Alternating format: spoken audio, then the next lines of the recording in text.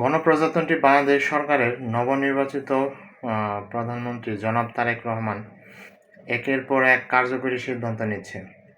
যেমন আজকে সিদ্ধান্ত নিল ক্রীড়া ক্ষেত্রে যাদের অবদান, যাদের আর্থিক দুর্বলতা রয়েছে, আর্থিক অসচ্ছলতা রয়েছে, তাদের প্রত্যেককেই মাসে ১ লক্ষ টাকা করে ভাতা দেওয়ার। আজকে ১২৯ জনকে উদ্বোধন করা হয়েছে দিয়ে, এবং এই নেক্সট মান্থ থেকে ৫০০ জনে উন্নীত করা হবে। এটা একদিক থেকে বলতে গেলে একটু ভালোই উদ্যোগ। আবার আরেক দিক থেকে বিবেচনা করলে বোঝা যায় শুধু কি ক্রীড়াপ্রেমীরাই, শুধু কি প্লেয়ারদের কথা চিন্তা করলে হবে? অন্যান্য কি বাংলাদেশ কি আপামর জনতা নাই? বাংলাদেশে কি আর কোনো মানুষ নাই? বাংলাদেশে কি দুঃখী দরিদ্র নাই? দরিদ্র সীমার নিচে মানুষ বসবাস করে, এরকম কেউ নাই? এটাও তো চিন্তা করতে হবে। তাহলে এভাবে যেমন কয়েকদিন আগে জনাব তারেক রহমান মহিলাদের হাতে ফ্যামিলি কার্ড তুলে দিয়েছে, যেখানে তারা প্রত্যেক মাসে সরকারের পক্ষ থেকে ২৫০০ টাকা করে পাবে। হ্যাঁ, ভালো উদ্যোগ। যাই হোক, মহিলারা অনেক ছিন্নমূল মহিলা রয়েছে, অনেক দুঃখী দরিদ্র মহিলা রয়েছে, তাদেরকে এই প্রত্যেক মাসে ২৫০০ করে টাকা দেওয়াতে তারা অনেক খুশি হয়েছে। এটা আমার ভালোই উদ্যোগ। এখন এই আস্তে আস্তে যে এই সংখ্যাটা বৃদ্ধি করা হবে, এখানে কি এই বৃদ্ধি করার মধ্যে কি একবারে কি সুষ্ঠু থাকবে সব?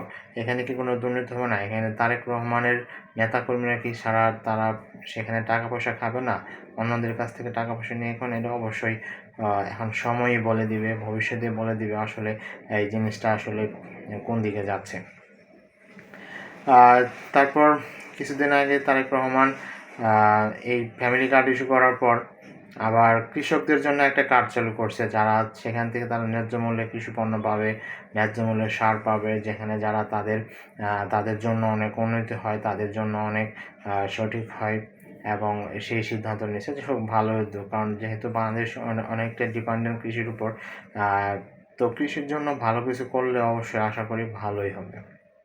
শেষমেশ আজকে আরেকটা ডিসিশন নিয়েছে, যেটা অনেকেই সাধুবাদ জানাচ্ছে, সেটা হচ্ছে এই ক্রীড়াপ্রেমীদের বা ক্রীড়া প্লেয়ারদের উপর, যারা আর্থিকভাবে অসচ্ছল, দুর্বল, তারা ঠিকমতো খেলাধুলা করতে পারতেছে না, আর অর্থের চিন্তায় আবার এই খেলাধুলার সরঞ্জাম কিনতে পারতেছে না, তাদের জন্য যে মান্থলি ১ লক্ষ টাকা দেওয়ার ব্যবস্থা করা হয়েছে, এটা আসলে খুব ভালোই উদ্যোগ।